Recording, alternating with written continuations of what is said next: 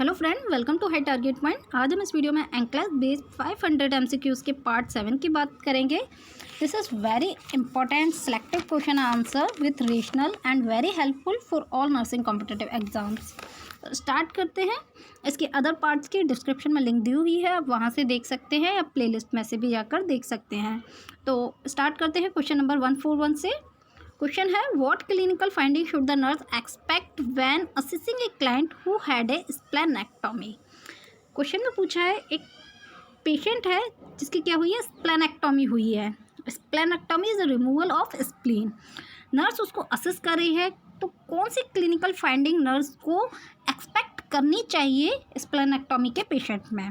Option में है lungs crackles, 2 pen on inspiration, 3 shortness of breathe, 4 excessive secretion. तो right answer होगा हमारा यहाँ पे 2 pen on inspiration. Pen on inspiration ये क्लिनिकल फाइंडिंग नर्स असेस करेगी स्प्लेनेक्टोमी के पेशेंट में, अगर जिसकी स्प्लेनेक्टोमी हुई है। क्यों करेगी? क्योंकि हमारी स्प्लीन लोकेट कहाँ होती है, under rib cage next of stomach on the left side of abdomen. अगर पेशेंट इंस्पायरेशन करेगा तो वहाँ पर प्रेशर पड़ेगा, जिसकी वजह से क्या होगा, ऑपरेटिव साइड में पेन होगा। ठीक है, because of the location of the spleen expansion of thoracic cavity during inspiration cause pen at the operation side. ठीक है, इसी वजह से वहाँ पे क्या होगा, पेन होगा। यहाँ पे हम पहले देखेंगे कि स्प्लीन लोकेट कहाँ होती है, उसके अकॉर्डिंग ही हम अपना राइट आंसर असेस करेंगे। ठीक है, और जो 1 था हमारा लंग्स क्रैकल्स, ये क्यों नहीं होगा? The presence of crackles indicate accumulation of secretion. जो क्रैकल साउंड होती है, लंग्स क्रैकल्स या कोई भी क्रैकल साउंड है, तो वो क्या मतलब इंडिकेट करती है? वो इंडिकेट करती है एक्यूमुलेशन ऑफ सिक्रेशन। अगर कोई किसी भी सिक्रेशन का या वाटर का एक्यूमुलेशन हो गया, इकट्ठा हो गया है वो, तो ये आपका क्रैकल्स इंडिकेट करेगा। ठीक है, which is not an expected outcome, जो कि एक एक्सपेक्टेड आउटकम नहीं है इस क्वेश्चन के अकॉर्डिंग।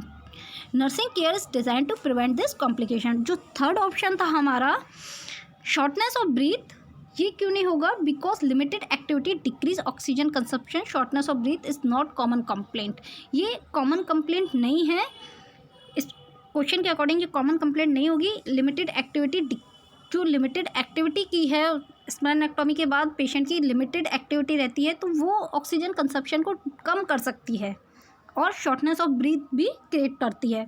तो ये आपका कॉमन कंप्लेंट नहीं होगा। जो 4 है आपका excessive secretion, this is not expected accumulation of secretion can be prevent by coughing and deep breathing. ये आपका एक्सपेक्टेड आउटकम नहीं होगा, दिस इज़ नॉट एक्सपेक्टेड। और जो एक्यूमुलेशन है सिक्रेशन, उसको हम प्रिवेंट कर सकते हैं, ट्रीट कर सकते हैं। कैसे? कफिंग एंड डीप ब्रीथिंग से। ठीक है, उसको पेशेंट को कफिंग के लिए बोलेंगे और डीप ब्रीथिंग के लिए बोलेंगे, लंबी डीपली ब्रीथ करने के लिए, तो उससे हम इसको प्रिवेंट कर सकते हैं। राइट आंसर आपका क्या होगा? Pain on inspiration. ठीक है, next question 142। A nurse is administering oxygen to a client with chest pain who is restless. What method of oxygen administration will most likely prevent a further increase in the client anxiety level? एक patient है जिसको chest pain हो रहा है। Question पूछा है, एक patient है जिसको चेस्ट पेन हो रहा है और वो क्या है, रेस्टलेस, और उसको बेचैनी भी हो रही है। तो नर्स उसको ऑक्सीजन एडमिनिस्टर कर रही है। तो कौन सा मेथड ऑक्सीजन का एडमिनिस्टर करेगी वो नर्स, जिससे क्या होगा, जो उसका एंजाइटी लेवल है, क्लाइंट का एंजाइटी लेवल, उसको प्रिवेंट कर सकेगी, उसको बढ़ने से प्रिवेंट कर सकेगी। तो कौन सा ऑक्सीजन का कौन सा मेथड एडमिनिस्टर करेगी? 1 है ऑप्शन में cannula, 2 catheter, 3 venturi mask, 4 rebreathing mask.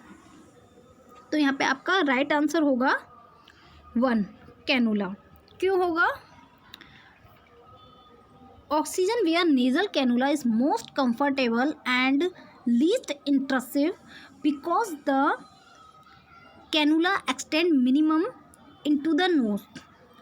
ये जो हमारा ऑक्सीजन हम वियर नेजल कैनुला से देते हैं, ये क्या होता है, मोस्ट कंफर्टेबल होता है, और इससे क्या होता है, ये ज़्यादा नोज में एक्सटेंड नहीं होता है, मिनिमम होता है, जिसकी वजह से हमें पेशेंट को आराम से इरिटेट भी नहीं होती है और पेशेंट कंफर्टेबल फील करता है, इसलिए हमारा राइट आंसर क्या होगा यहाँ पे, कैनुला। ठीक है, अदर क्या करते हैं, पेशेंट के एंजाइटी लेवल को बढ़ा सकते हैं और पेशेंट के लिए कंफर्टेबल नहीं है। राइट आंसर हमारा यहाँ पे 1 होगा। Next question 143, a client has a laryngectomy, the avoidance of which activity identified by the client indicate that the nurse teaching about activities and the stoma is understood। Question में पूछा है, client है जिसकी क्या हुई है, लैरिंजेक्टोमी हुई है, रिमूवल ऑफ लैरिंग्स, तो कौन से एक्टिविटीज़ को हम क्या करेंगे, कौन सी हम एक्टिविटी उसे क्या करेंगे, अवॉइड करेंगे पेशेंट को, जिसको क्या हुई है, लैरिंजेक्टोमी हुई है, identified by the client indicate that the nurse teaching about activity and the stoma is understood. Patient को स्टोमा की कंडीशन भी हो रही है, स्टोमा हो रहा है, तो कौन सी हमें उसे एक्टिविटी अवॉइड करनी है। ऑप्शन है A 1 water sports, 2 strenuous exercise, 3 sleeping with pillows, 4 high humidity environment. यहाँ पर राइट आंसर होगा आपका 1 वाटर स्पोर्ट्स।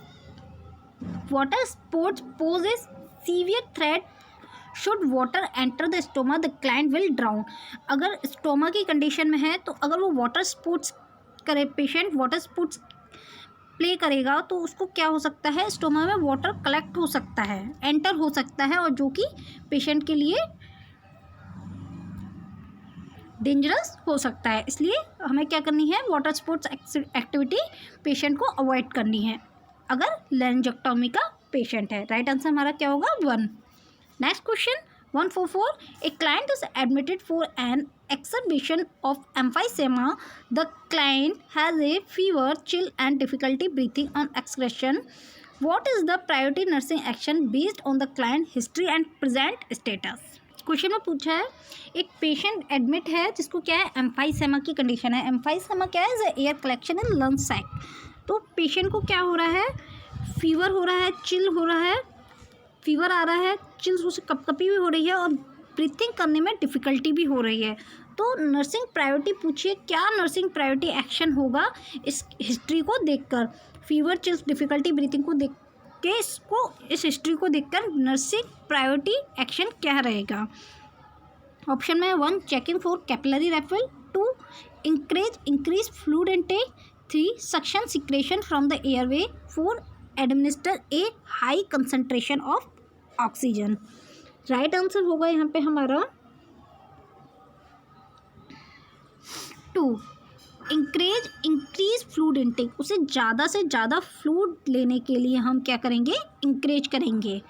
ठीक है, क्यों करेंगे, fluid will replace fluid loss from fever and decrease viscosity of secretion. क्योंकि पेशेंट को क्या हो रहा है, फीवर हो रहा है, फीवर की कंडीशन हम क्या कहते हैं, उसे मोर देन 3 लीटर हम फ्लूइड लेने को पर डे कहेंगे। ठीक है, पर डे के अकॉर्डिंग हम उसे कहेंगे। फ्लूइड क्या करेगा, जो फीवर है उसको कम करेगा and decrease viscosity of secretions. जो 1 है हमारा capillary refill time, capillary refill related to peripheral tissue perfusion, ये इससे रिलेटेड नहीं होता है, पेरिफेरल टिश्यू परफ्यूजन से कैपिलरी रेफिल टाइम आपका रिलेटेड होता है, तो यहाँ पर ये राइट आंसर नहीं होगा। जो 3rd है आपका option suction, there are no data to suggest that the secretion are blocking the airway, there is no support the suction is needed। तो यहाँ पे आपको कोई भी एयरवे ब्लॉकेज नहीं हो रहा है, तो आपको सक्शन की कोई भी नीड नहीं है। For high concentration of oxygen generally are not administered to client with COPD। अगर क्रॉनिक ऑब्स्ट्रक्टिव पल्मोनरी डिसऑर्डर का पेशेंट है तो उसे हम हाई कंसनट्रेशन ऑक्सीजन नहीं एडमिनिस्टर करते हैं। ठीक है, तो आपका राइट आंसर यहाँ पे क्या होगा, increase fluid intake। Next question 145, a client is admitted to the intensive care unit with acute pulmonary edema which rapidly acting intravenous diuretics should the nurse anticipate will be prescribed। Question में पूछा है, एक patient है, client है, उसको intensive care unit में वो admit है, उसको एक्यूट पल्मोनरी एडिमा की कंडीशन है, उसको क्या है, एक्यूट पल्मोनरी एडिमा है। तो कौन सा diuretic rapidly acting intravenous IV route से हम उसे प्रिस्क्राइब कराएंगे या नर्स को प्रिस्क्राइब करना चाहिए। इसमें डायरेटिक्स पूछा है, कौन सी डायरेटिक्स अगर हम एक्यूट पल्मोनरी एडिमा का पेशेंट है तो हम उसे कौन सा प्रिस्क्राइब करना चाहिए हमें। ऑप्शन में है आपका फ्रिजनमाइड जिसे लैसिक्स बोलते हैं, 2 है क्लोरोथायाजिड, 3 है स्पाइरोनोलॉक्टोन एंड 4 है एसिटाजोलामाइड। तो राइट आंसर आपका यहाँ पे होगा फ्रिजनमाइड। फ्रिजनमाइड हमारा लैसिक्स राइट आंसर रहेगा। हम उसे कौन सी डायरेटिक्स प्रोवाइड कराएंगे, प्रिस्क्राइब करेंगे, कौन सी डायरेटिक प्रिस्क्राइब करनी चाहिए, फ्रिजनमाइड, अगर पेशेंट को क्या है एक्यूट पल्मोनरी एडिमा है। क्यों? क्योंकि furosemide act on the loop of the Henle by increasing the excretion of chloride and sodium. जो आपकी लैसिक्स होती है वो ज़्यादा से ज़्यादा क्लोराइड एंड सोडियम को एक्सक्रेट आउट करती है, इंक्रीज करती है एक्सक्रेशन में। और जो आपका 2 था क्लोरोथायाजिड, ये also use in the treatment of oedema and hypertension. इसका हम ऑल्सो यूज़ करते हैं एडिमा एंड हाइपरटेंशन में। This drug is not a potent as furosemide, but ये फ्रिजनमाइड की तरह वर्क नहीं करती है। और जो हमारी थर्ड थी spironolactone, this is a potassium sparing diuretic, it is less potent than thiazide diuretics. तो ये जो हमारी सेकंड है थायाजिड, उससे भी कम वर्क करती है। और 4 है this drug is use in the treatment of glaucoma to lower IOP. ये जो हमारी एसिटाजोलामाइड है, इसको हम किस लिए यूज़ करते हैं, इंट्राऑक्यूलर प्रेशर को कम करने के लिए। ठीक है, इंट्राऑक्यूलर प्रेशर को कम करती है एसिटाजोलामाइड। तो हमारे बेस्ट यहाँ पे कौन सी डायरेटिक्स रहेगी, फ्रिजनमाइड, जिसे हम लैसिक्स भी कहते हैं। ठीक है, फ्रिजनमाइड हमारी बेस्ट रहेगी। अगर एक्यूट पल्मोनरी एडिमा का पेशेंट है तो उसको एडिमा कम करने के लिए हम फ्रिजनमाइड प्रिस्क्राइब करेंगे। Next question 146, what nursing action will most help a client obtain maximum benefit after postural drainage. इसमें पूछा एक पेशेंट है जिसका पोस्चुरल ड्रेनेज हुआ है, उसके बाद कौन सा नर्सिंग एक्शन मोस्ट हेल्प करेगा, मैक्सिमम बेनिफिट देगा।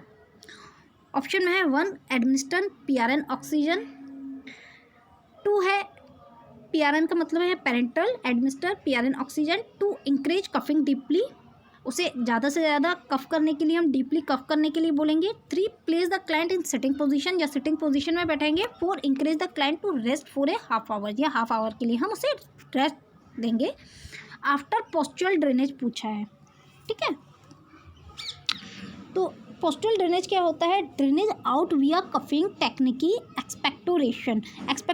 आपका पोस्टुरल ड्रेनेज यहाँ पे होता है ड्रेनेज आउट करना कफिंग टेक्निकी से या कैसे भी। ठीक है, या एक्सपेक्टोरेंट आपका बलगम हो गया, कफ हो गया, इसके थ्रू कैसे भी कफिंग टेक्निकी से आपका पोस्टुरल ड्रेनेज आउट करना, ये आपका पोस्टुरल ड्रेनेज होता है। तो राइट आंसर होगा यहाँ पे हमारा 2 इंक्रेज कफिंग डीपली, उससे ज़्यादा से ज़्यादा हम डीपली कफ करने के लिए बोलेंगे ताकि जितना भी उसका जो एक्सपेक्टोरेंट है वो आउट हो सके, एक्सक्रेट आउट हो सके। ठीक है, राइट आंसर हमारा यहाँ पे 2 होगा। Coughing is needed to raise secretion for expectoration. जैसा मैंने अभी बताया था आपको, ये ज़्यादा से ज़्यादा कफिंग क्या करता है, एक्सपेक्टोरेट को सिक्रेट आउट करता है, इसलिए हमारा राइट आंसर 2 होगा। Oxygen will not mobilise the secretion को ऑक्सीजन मोबिलाइज नहीं करेगी, इसलिए 1 राइट नहीं होगा। 3 a sitting position will allow secretion to remain in the lungs unless coughing is increase. जो सिटिंग पोजीशन है वो ज़्यादा से ज़्यादा सिक्रेशन को रोकेगी, एक्सक्रेट आउट नहीं करेगी, इसलिए हमारा 3rd भी राइट नहीं होगा। 4 जो है rest should be increase only after coughing to bring up secretion mobilize by postural drainage. Rest हम प्रोवाइड करेंगे बट आफ्टर कफिंग जो डीपली कफिंग के लिए हम इंकरेज कर रहे हैं उसके बाद। ठीक है, तो राइट आंसर हमारा यहाँ पे क्या होगा 2 encourage coughing deeply. Next question 147, A client is diagnosed with emphysema, for what long term problem should the nurse monitor this client. एक क्लाइंट है जिसको एम्फाइसीमा डायग्नोज किया है हमने, एम्फाइसीमा है उसे, तो कौन सी लॉन्ग टर्म प्रॉब्लम नर्स को मॉनिटर करनी चाहिए, कौन सी नर्स मॉनिटर करेगी इसमें प्रॉब्लम कि वो लॉन्ग टर्म तक हो सकती है। ऑप्शन है 1 localise tissue necrosis, 2 carbon dioxide retention, 3 increase respiratory rate, 4 saturated haemoglobin molecules. अगर एम्फाइसेमा का पेशेंट है तो कौन सी लॉन्ग टर्म प्रॉब्लम नर्स को इस क्लाइंट में मॉनिटर करनी चाहिए, राइट आंसर होगा हमारा 2, carbon dioxide retention. Carbon dioxide जो रिटेंशन हो रहा है CO2 का, उसको नर्स को मॉनिटर करना चाहिए लॉन्ग टर्म में। राइट आंसर हमारा 2 होगा, loss of alveolar surface area cause retention of carbon dioxide. जो एम्फाइसीमा है उसमें क्या होता है, आपका जो एल्वुलर सरफेस है वो क्या होता है, लॉस हो जाता है, जिसकी वजह से वहाँ क्या होगा, CO2 रिटेंशन होगा, which after actuation the available bicarbonate ions function as buffer will cause a lower pH। और वो क्या करेगा, pH जो होती है उसको भी लो करेगा, लोअर pH करेगा, जिसकी वजह से क्या होगा, रेस्पिरेटरी एसिडोसिस। लोअर pH क्या कॉज करेगी, रेस्पिरेटरी एसिडोसिस कॉज करती है। ठीक है, CO2 अगर रिटेंशन हो रहा है वहाँ पर, तो उसकी वजह से pH क्या होगी, कम होगी, और pH कम होगी तो उसे हम क्या बोलते हैं, क्या कॉज करती है, और रेस्पिरेटरी एसिडोसिस। ठीक है, राइट आंसर हमारा होगा 2। Next question 148, what is the underlying rational why nurse assess a client with emphysema for clinical indicator of hypoxia. Question में पूछा है, एक एम्फाइसेमा का पेशेंट है, तो नर्स उसे हाइपोक्सिया के लिए क्यों क्लिनिकल इंडिकेट करती है, क्या रेशनल पूछा है, उसका अंडरलाइंग रेशनल है why nurse assess a client with emphysema for clinical indicator of hypoxia. ठीक है, अंडरलाइंग रेशनल पूछा है हाइपोक्सिया का, अगर पेशेंट एम्फाइसेमा है तो। ऑप्शन में है 1 प्लूरल फ्यूजन हो जाता है इसलिए, 2 इन्फेक्टियस ऑब्स्ट्रक्शन की वजह से, 3 loss of aerating surface, 4 respiratory muscles paralysis. तो राइट आंसर होगा आपका यहाँ पे 3 loss of aerating surface. Emphysema में मैंने अभी आपको बताया था एरेटिंग सरफेस कम हो जाता है, तो इसकी वजह से आप में क्या देखने को मिलता है, हाइपोक्सिया देखने को मिलेगा। ठीक है, hypoxia is decrease of oxygen level. 3 destruction of alveolar wall lead to diminish surface area, 4 gaseous exchange and increase carbon dioxide level in the blood.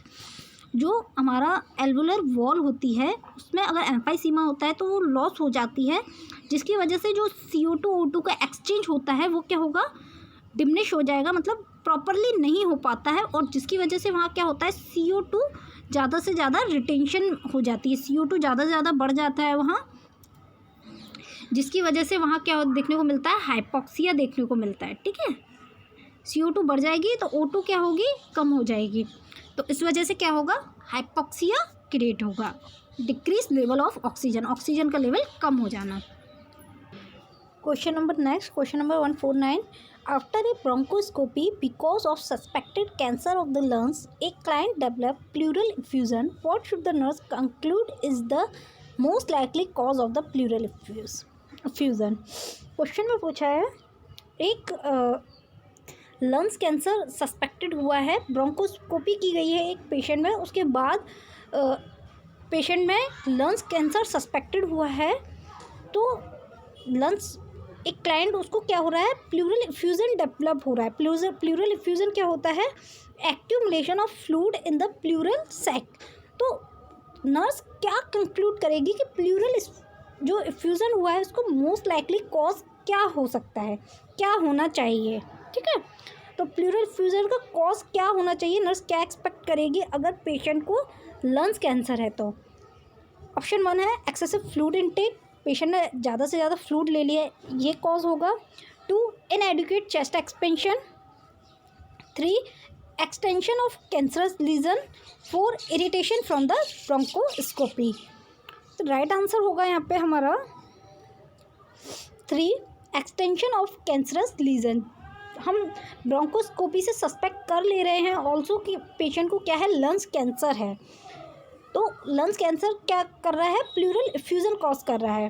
किस वजह से कर रहा है, एक्सटेंशन ऑफ कैंसरस लीजन की वजह से। कैसे कर रहा है, cancerous lesion in the pleural space increase the osmotic pressure causing a shift of fluid to the that space. जो आपकी लंग्स हैं, लंग्स की चारों ओर एक लेयर होती है, ये क्या है आपकी प्लूरल सेक है, ये जो स्पेस है प्लूरल स्पेस है। ठीक है, प्लूरल स्पेस है। अगर यहाँ पर आपके लंग्स इसमें लेयर में अगर इस लेयर में यहाँ पे अगर कैंसर होता है तो यहाँ से फ्लूइड क्या होगा, शिफ्ट होगा प्लूरल सैक में। यहाँ पर प्लूरल सैक में आपका फ्लूइड शिफ्ट होगा जो कि क्या करेगा, प्लूरल इफ्यूज़न कॉज करेगा। ठीक है, प्लूरल इफ्यूज़न कॉज करेगा। इसीलिए यहाँ पर जो लीजन्स हो रहे हैं इस लंग्स की लेयर में जो लीजन्स हो रहे हैं उसका प्लूरल इफ्यूज़न का कॉज क्या होगा, लीजन कॉज होगा। ठीक है, कैंसरस लीजन ये क्या करेंगे, प्लूरल इफ्यूज़न कॉज करेंगे। तो राइट आंसर क्या होगा हमारा 3, एक्सटेंशन ऑफ कैंसरस लीजन। जो वन ऑप्शन था excessive fluid intake is usually balance by increase urine output. जो अगर पेशेंट फ्लूइड ज़्यादा से ज़्यादा ले रहा है तो हम उसको यूरिन आउटपुट इंक्रीज करके वो बैलेंस कर सकते हैं। इनएडिक्वेट chest expansion result from the pleural effusion that and is not the cause of it. For a bronchoscopy does not involve the pleural space.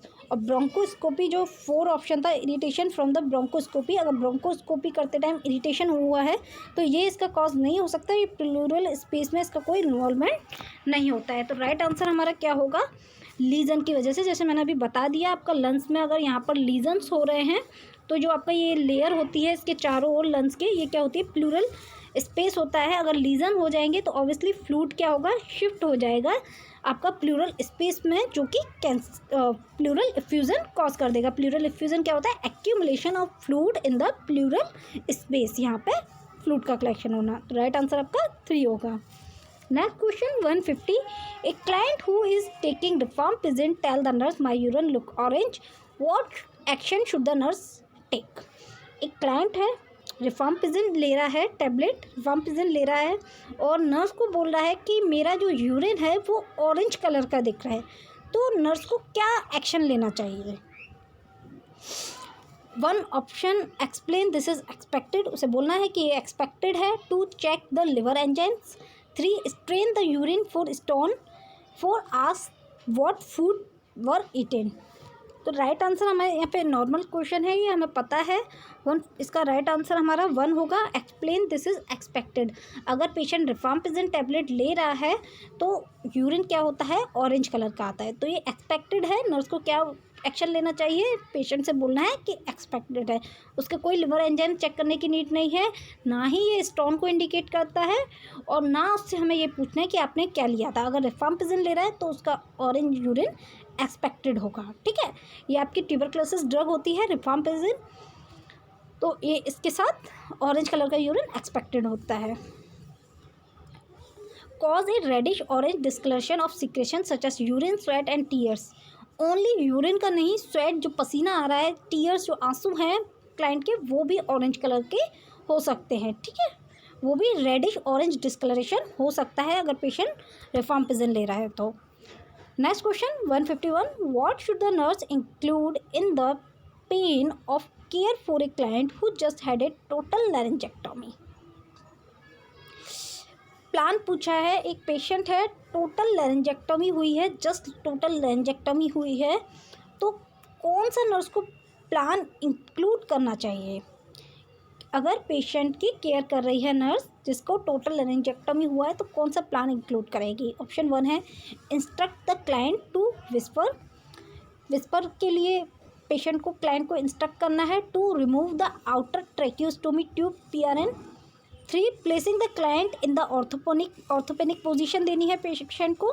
या 4 suctioning the tracheostomy tube whenever necessary, या जब necessary हो तब tracheostomy suctioning करनी है। Patient को क्या हुआ है, टोटल लैरिंजेक्टोमी हुई है, तो इसके अकॉर्डिंग हमारा राइट आंसर क्या होगा, यहाँ पे 4 होगा।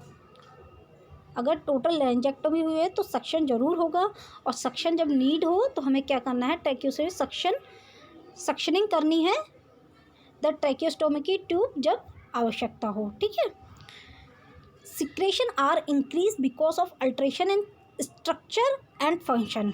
अगर टोटल लैरिंजेक्टोमी हुई है तो ऑब्वियसली उसके फंक्शन और स्ट्रक्चर क्या होगी, डिस्टर्बेंस होगा, अल्ट्रेट होगी, जिसकी वजह से सिक्रेशन क्या होंगे, बढ़ेंगे। तो जब नीड हो उसे हमें क्या करनी है, सक्शनिंग करनी है, सिक्रेशन को रिमूव करना है। Patient airway must be maintain. और अगर पेशेंट का एयरवे का ऑप्शन दिया होता है यहाँ पे तो वो भी हमारा राइट होता, क्योंकि हमें वहाँ पे एयरवे भी पेशेंट का मेंटेन करना है। ठीक है, राइट आंसर हमारा क्या होगा, 4 होगा। Next question 152, a client just had A thoracentesis, for which response is it most important for the nurse to observe the client? Question में पूछा है एक पेशेंट को थोरासिंथेसिस किया है तो कौन सा, क्वेश्चन में पूछा है एक पेशेंट का थोरासिंथेसिस किया है। थोरासिंथेसिस क्या है आपको, थोरासिंथेसिस को हम प्लूरल टैप भी बोलते हैं, ठीक है, प्लूरल टैप भी बोलते हैं। थोरासिंथेसिस प्रोसीजर को हम क्या बोलते हैं और प्लूरल टैप बोलते हैं। ये क्या है, thoracentesis is a removal fluid from pleural space. Pleural जो स्पेस है, मैंने अभी आपको उस प्लूरल स्पेस अभी बताई थी, प्लूरल स्पेस से फ्लूइड को रिमूव करना इज ए थोरासिंथेसिस प्रोसीजर, जिसे हम प्लूरल टैप भी बोलते हैं, ठीक है। तो पेशेंट को क्या हुआ है, जस्ट थोरासिंथेसिस हुआ है। Which response is it most important for the nurse to observe the client, कौन सा रिस्पॉन्स मोस्ट इम्पॉर्टेंट होगा नर्स को इस क्लाइंट में ऑब्जर्व करने के लिए। ऑप्शन 1 है साइन ऑफ इन्फेक्शन, इन्फेक्शन का साइन ऑब्जर्व करेगी। 2 expectoration of blood. 3 increase breath sound. 4 decrease respiratory rate. तो हमारा राइट आंसर यहाँ पे क्या होगा, 2 एक्सपेक्टोरेशन ऑफ ब्लड। एक्सपेक्टोरेशन क्या है, कफ, ठीक है। ब्लडी, अगर ब्लड से रिलेटेड कफ आ रहा है तो उसको एक क्या होगा, मोस्ट इम्पॉर्टेंट रिस्पॉन्स होगा नर्स को ऑब्जर्व करने के लिए। क्यों, expectoration of blood is an indicate that the lungs itself was damage during the procedure. ये अगर एक्सपेक्टोरेशन ऑफ ब्लड हो रहा है, पेशेंट को क्या हो रहा है, ब्लड आ रहा है बलगम के साथ, तो ये क्या इंडिकेट करेगा कि प्रोसीजर करते टाइम पेशेंट के जो लंग्स हैं वो क्या हो गए हैं, डैमेज हो गए हैं, ठीक है। Lungs itself was damage during the procedure in pneumothorax और हीमोथोरैक्स में अकर। और इसमें क्या हो सकता है, आपको नीमोथोरैक्स और हीमोथोरैक्स भी देखने को मिल सकता है, ठीक है। Pneumothorax in this air leak into the space between the lungs and the chest wall. Pneumothorax क्या होता है आपका, एयर लीक होना लंग्स एंड चेस्ट वॉल के बीच में, जो स्पेस होता है लंग्स एंड चेस्ट वॉल के बीच में स्पेस होता है, वहाँ से क्या होना, एयर का लीक होना इस pneumothorax and haemothorax accumulation of blood within the pleural cavity, ठीक है। तो ये भी आपको एक्सपेक्ट हो सकता है। राइट आंसर आपका क्या होगा, expectoration of blood. Important question है ये। Next question 153, the आर्टियल blood gases of A client with chronic obstructive pulmonary disease deteriorate and respiratory failure is impending, for which clinical indicator should the nurse assess first? Question में पूछा है patient की ABG कराई है, आर्टियल blood gases, patient क्या है, सीओपीटी का है, क्रॉनिक ऑब्स्ट्रक्टिव पल्मोनरी डिजीज का पेशेंट है, एबीजी उसकी अच्छी नहीं आई है, डेटोरिएट है and respiratory failure is impending, respiratory failure के भी चांसेस है। तो कौन सा क्लिनिकल इंडिकेटर नर्स को फर्स्ट असेस करना चाहिए, कौन सा इंडिकेटर इसमें शो होगा जो नर्स को फर्स्ट असेस करना चाहिए। पेशेंट की एबीजी कराई है जो कि सही नहीं है, ये पेशेंट क्या है, सीओपीडी का है, क्रॉनिक ऑब्स्ट्रक्टिव पल्मोनरी डिसऑर्डर का है और रेस्पिरेटरी फेलियर के भी चांसेस है। तो क्या नर्स फर्स्ट असेस करेगी, इंडिकेट करेगी इस पेशेंट में करना चाहिए, क्या असेस करना चाहिए। ऑप्शन 1 है cyanosis, 2 bradycardia, 3 mental confusion, 4 distended neck veins. Right answer होगा इसके अकॉर्डिंग आपका 3 मेंटल कन्फ्यूज़न। क्यों होगा, 3 decrease oxygen to the vital center in the brain result in the restless and confusion. अगर इसकी इतनी कंडीशन ख़राब है, रेस्पिरेटरी फेलियर है और सीओपीडी का पेशेंट है और एबीजी भी डेटोरिएट है, तो पेशेंट में क्या होगा, मेंटल कन्फ्यूज़न होगा। क्यों, क्योंकि अगर ऑक्सीजन डिक्रीज हो रही है, कम हो गई है टू द वाइटल सेंटर्स के लिए इन the brain, result in restless and confusion. अगर ऑक्सीजन कम हो जाती है, ब्रेन में ऑक्सीजन की सप्लाई कम हो जाती है, तो उसका रिजल्ट क्या आता है, रेस्टलेस होती है, या तो बेचैनी होगी पेशेंट को या कन्फ्यूज़न होगी। तो इसलिए हमारा राइट आंसर यहाँ पे क्या होगा, मेंटल कन्फ्यूज़न। जो साइनोसिस है 1, this is a late sign of respiratory failure, ये क्या होता है, लेट साइन होता है रेस्पिरेटरी फेलियर का। और 2 tachycardia not bradycardia will occur as a compensatory mechanism to help increase oxygen to body cells. तो टैकीकार्डिया होता है, ब्रेडिकार्डिया नहीं होता है रेस्पिरेटरी फेलियर में। और 4 this occur with fluid volume excess, example pulmonary oedema. अगर जो डिस्टेंडेड वेक नेन्स होती है, वेक नेक वेन डिस्टेंडेड कब होती है, वो पल्मोनरी एडिमा में होती है, जब फ्लूइड क्या होगा, एक्सेस हो जाएगा, फ्लूइड वॉल्यूम एक्सेस बढ़ जाएगी, तब होता है। डिस्टेंडेड नेक वेन डिक्रीज में नहीं होगा, इसमें नहीं होगा। Next question 154, when caring for an intubated client receiving mechanical ventilation for the nurse hear the high pressure alarm, which action is most appropriate? Question में पूछा है, एक नर्स है जो कि इंट्यूबेटेड है, एक क्लाइंट है जो कि इंट्यूबेटेड है और नर्स उसकी केयर कर रही है, और इंट्यूबेटेड क्लाइंट क्या रिसीव कर रहा है, मैकेनिकल वेंटिलेशन पे है, और नर्स क्या कर रही है, हाई प्रेशर अलार्म अगर सुन रही है तो नर्स का मोस्ट अप्रोप्रिएट एक्शन क्या होना चाहिए। एक इंट्यूबेटेड पेशेंट है, मैकेनिकल वेंटिलेशन रिसीव कर रहा है, और नर्स हाई प्रेशर अलार्म अगर सुन रही है तो नर्स का मोस्ट अप्रोप्रिएट एक्शन क्या होना चाहिए। इंट्यूबेटेड हम कब करते हैं, पेशेंट अगर अनरिस्पॉन्सिव है या रिस्पायरेट नहीं कर पा रहा है अच्छे से, तो हम उसको पेशेंट को इंट्यूबेट करते हैं। इंट्यूबेट कर रहा है, पेशेंट को कर रहे हैं हम, और क्लाइंट क्या है, मैकेनिकल वेंटिलेट भी रिसीव कर रहा है, और हाई प्रेशर अलार्म सुनने पर क्या नर्स को एक्शन लेना चाहिए, मोस्ट अप्रोप्रिएट एक्शन क्या होना चाहिए। ऑप्शन में 1 remove secretion by suctioning, 2 lower the setting of the tidal volume, 3 check the tubing connections are sure, 4 obtain a specimen for ABG। तो राइट आंसर होगा हमारा यहाँ पे 1 रिमूव सिक्रेशन बाय सक्शनिंग। यहाँ पे इसकी नीड नहीं है, टाइडल वॉल्यूम को हम क्लोज नहीं करेंगे, और check the tubing connection are secure, ये हम पहले ही सिक्योर कर चुके हैं, और ऑब्टेन स्पेसिफिक फॉर ABG, तो ABG की हाई प्रेशर अलार्म हो रहा है तो ABG की यहाँ पे कोई नीड नहीं है अभी, ठीक है। 1 secretion in the airway will increase pressure, अगर सिक्रेशन बढ़ेंगे तो वो क्या करेंगे, प्रेशर इंक्रीज करेंगे by blocking air flow and must be removed. जो अगर सिक्रेशन बढ़ेंगे तो क्या करेगा, प्रेशर इंक्रीज करेगा, कैसे करेगा, एयरवे को ब्लॉक कर देगा। अगर सिक्रेशन वहाँ पे बढ़ जाएंगे तो एयरवे ब्लॉक हो जाएगा और प्रेशर बढ़ जाएगा, तो हमें वहाँ पे फर्स्ट अप्रोप्रिएट एक्शन क्या करना है, सिक्रेशन को रिमूव करना है, ठीक है। राइट आंसर हमारा क्या होगा, remove secretion by suctioning, suction करके हमें उसका रिमूव करना है। जो एक यहाँ पे क्वेश्चन बनता है, सक्शन का टाइमिंग पूछा जाता है, सक्शन का टाइम क्या होना चाहिए, तो नॉट मोर देन 10 सेकेंड, ठीक है, नॉट मोर देन 10 सेकेंड, ये हमारा क्या होता है, सक्शन का टाइमिंग होता है। हमें क्या करना है, सक्शन से सिक्रेशन को रिमूव करना है। Next question 156, A nurse is caring for a client who had a splenectomy, for which complication should the nurse especially assess in the immediate post operative period। Question में पूछा है, एक patient है जिसकी splenectomy हुई है, नर्स उसकी care कर रही है, तो कौन सा कॉम्प्लिकेशन नर्स को असेस करना चाहिए, स्पेशली असेस करना चाहिए इमीडिएट पोस्ट ऑपरेटिव पीरियड के बाद। पोस्ट ऑपरेटिव पीरियड के बाद इमीडिएट कौन सा स्पेशली असेस करना है कॉम्प्लिकेशन नर्स को।